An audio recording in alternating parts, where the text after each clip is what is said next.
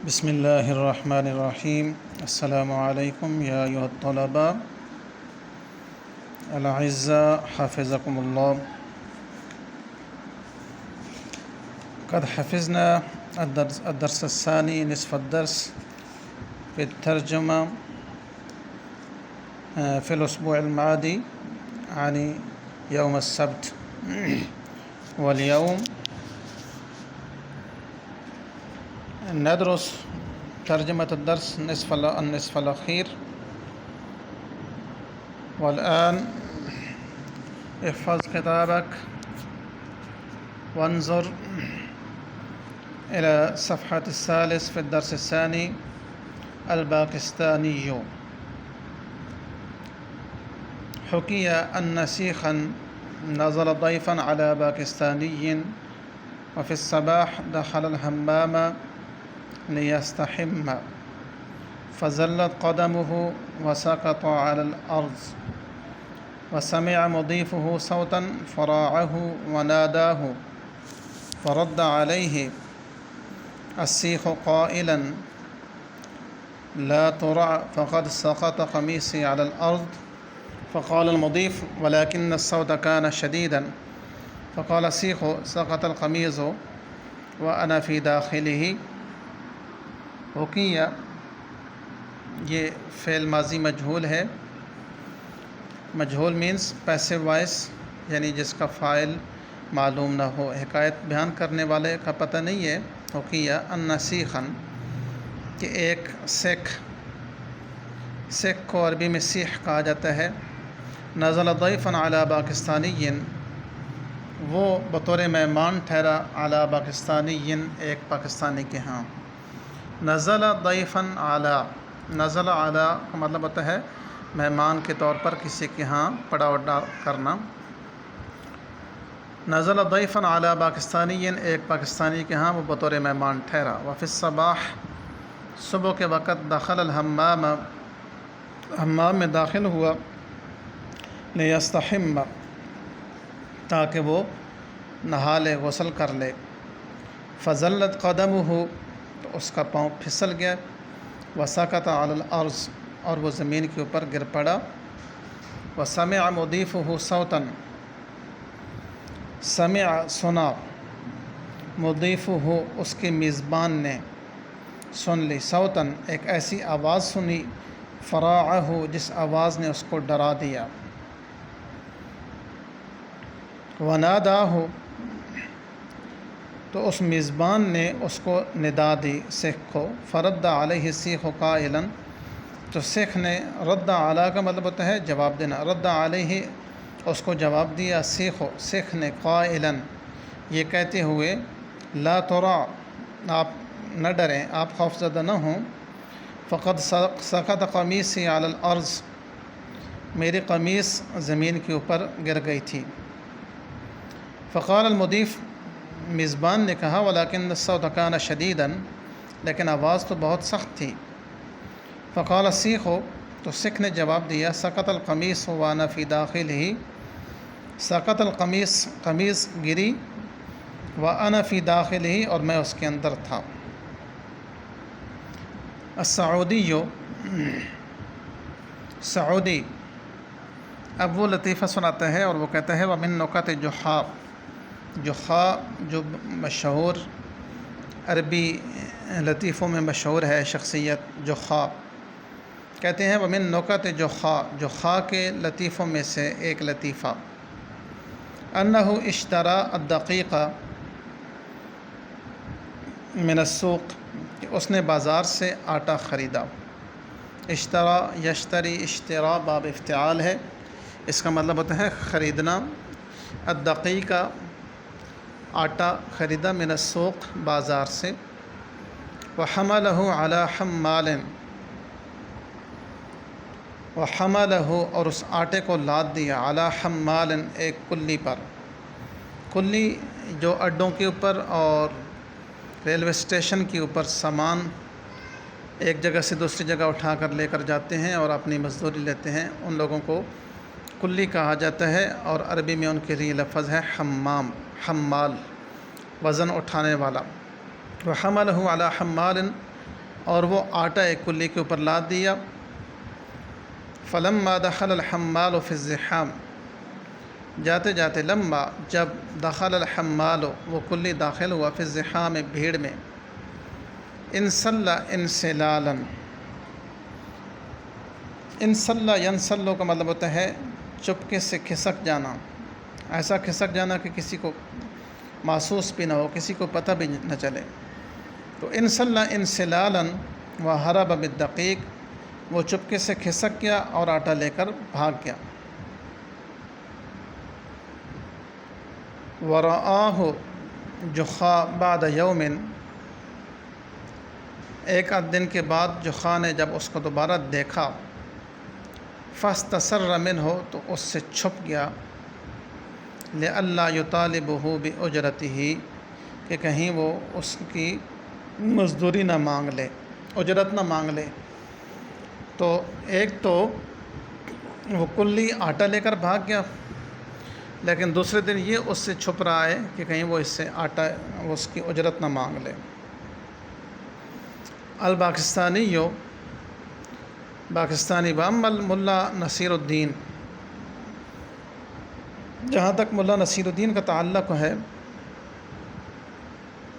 فقط ذهب الى دکان، وہ ایک دکان کے اوپر گیا، وسأل التاجر قائلا، سأل سوال کیا، التاجر تاجر سے، قائلا یہ کہتے ہوئے، تاجر سے پوچھا یہ کہتے ہوئے، هل عندکم سکر، کیا آپ کے پاس چینی ہے؟ هل عندک سکر، کیا آپ کے پاس چینی ہے؟ فقال نعم، اس نے کہا جی ہاں ہے۔ وهل لديك السمن، اور کیا آپ کے پاس گھی ہے؟ فقال نعم، اس نے کہا جی ہاں۔ هل عندك دقیق، کیا آپ کے پاس آٹا ہے؟ فقال نعم، تو اس نے کہا جی ہاں۔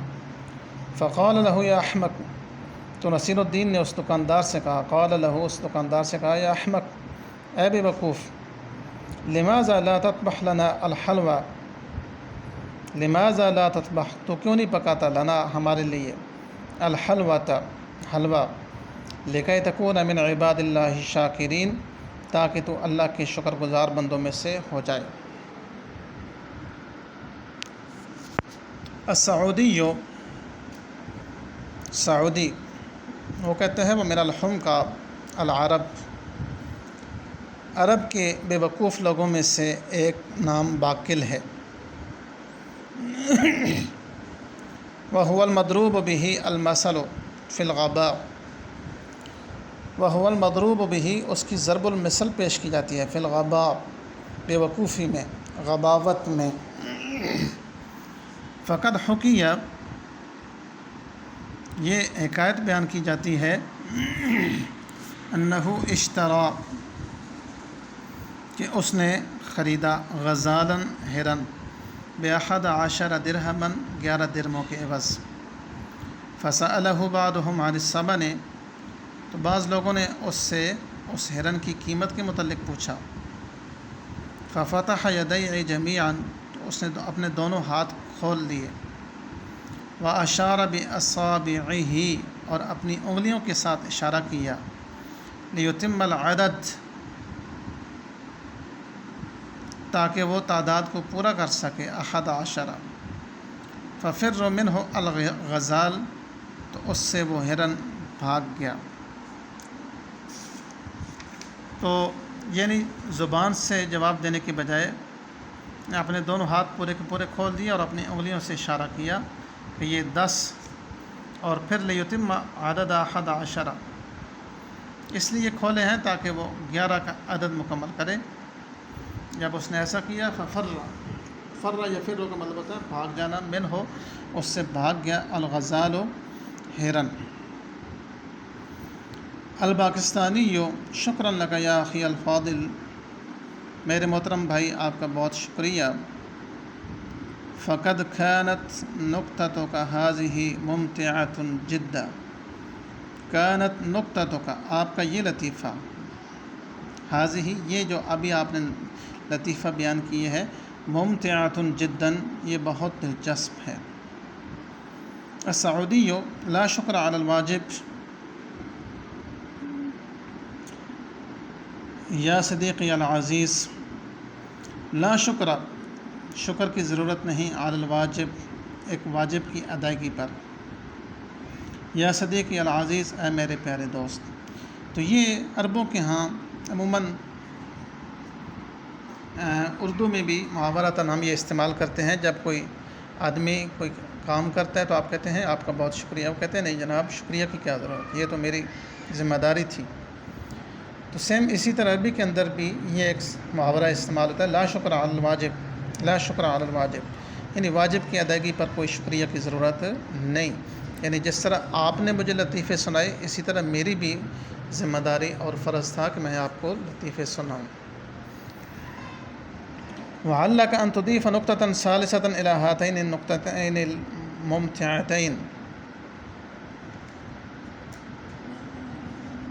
فہل لک ان تضیف، کیا آپ کے لیے ممکن ہے، حل لک کیا آپ کے بس میں ہے، ان تضیف کیا آپ اضافہ کریں، نقطۃ ثالثۃ ایک تیسرے لطیفے کا، الی ہاتین النقطتین الممتعتین ان دو دلچسپ لطیفوں کے ساتھ ایک تیسرے لطیفے کا بھی اضافہ کریں، کیا یہ آپ کے لیے ممکن ہے؟ الپاکستانی نعم، پاکستانی کہتے ہیں ہاں، لا مانع، اس میں کوئی ممانعت نہیں، میں ایسا کر سکتا ہوں۔ فمن نکت شیخ تشلی، شیخ چلی کے لطائف میں سے یہ ہے کہ انہ غسل قمیصہ، کہ اس نے اپنی قمیض کو دھویا، فعلقہ فی الشمس، اور دھوپ میں اس کو لٹکا دیا، فہبت الریح، تیز ہوا چلی، فطارت بالقمیص، اور وہ قمیض کو اڑا کر لے گئی، فاخذ یرتعد، تو اس نے کانپنا شروع کر دیا۔ اخذ افعال شروع میں سے ہے، یہ فعل مضارع کے اوپر جب داخل ہو تو اس کا مطلب ہے شروع ہو جانا۔ یرتعد کانپنا، اخذ یرتعد کانپنا شروع ہو گیا، ویحمد اللہ تعالی، اور اللہ کا شکر ادا کرنے لگا۔ فسئل، اس سے پوچھا گیا، لماذا لم یسترجع علی ضیاع القمیض، تو قمیض کے ضائع ہونے پر انا للہ و انا الیہ راجعون کیوں نہیں پڑھتا؟ لم یسترجع، تو نے کیوں نہ پڑھا انا للہ و انا الیہ راجعون علی ضیاع القمیض، قمیض کے ضائع ہونے پر؟ تو یہ ایک شرعی بھی ہے، اور خاص کر جو اسلامی ثقافت ہے اس کے اندر یہ جملہ کہ جب خوشی ملے تو آپ الحمدللہ کہیں، اللہ کا شکر ادا کریں۔ جب کوئی آپ کا نقصان ہو، لاس ہو، تو اس وقت آپ نے یہ کلمہ پڑھنا ہے، انا للہ و انا الیہ راجعون۔ اس کی بہت بڑی فضیلت ہے، بالخصوص جب کوئی عزیز فوت ہوتا ہے تو حضور نے فرمایا کہ جو آدمی انا للہ و انا الیہ راجعون پڑھتا ہے تو اللہ تعالیٰ اس کو اجر کثیر عطا فرماتا ہے۔ تو فاخذ یرتعد ویحمد اللہ، فسئل، اس سے پوچھا گیا، لماذا لم یسترجع، کہ اس نے انا للہ و انا الیہ راجعون کیوں نہ پڑھا، علی ضیاع القمیض، قمیض کے ضائع ہونے پر۔ وماذا جعلہ یرتعد، اور کس چیز نے اس کو مجبور کیا کہ وہ کانپنا شروع ہو جائے، ویحمد ربہ، اور اپنے رب کا شکریہ ادا کرنا شروع کر دے۔ رب کا شکریہ بجا لانے پر اور یہ جو کانپنے کا عمل ہے، اس کے اوپر کس چیز نے اس کو مجبور کیا؟ فقال احمد ربی، تو اس نے کہا میں اپنے رب کی حمد اس لیے کر رہا ہوں، علی اننی لم اکن لابسا ذالک القمیص، اس نعمت کے اوپر میں رب کا شکریہ ادا کر رہا ہوں کہ اللہ کا شکر ہے، لم اکن لابسا ذالک القمیص، کہ میں نے وہ قمیض پہنی ہوئی نہیں تھی۔ فلو کنت فی داخلہ، اگر میں بھی اس قمیض کے اندر ہوتا، لطارت بی الریح معہ، تو ہوا مجھے بھی اس کے ساتھ اڑا لے جاتی۔ السعودی ضاحکا، سعودی ہنستے ہوئے، شکراً یا اخی، بہت شکریہ ہے بھائی، والسلام علیکم ورحمۃ اللہ وبرکاتہ، وعلیکم السلام ورحمۃ اللہ وبرکاتہ، وإلی اللقاء انشاءاللہ، اور اگر اللہ نے چاہا تو پھر ملاقات ہوگی۔ قدمت هذا الدرس بالترجمہ فی اللغة الأردية، وعليك أن تحفظ ترجمة الدراسة، وإن شاء الله بالغد نحن ندرس التمارين ونحل التمارين، أسئلة التمارين كلها، والسلام عليكم ورحمة الله وبركاته۔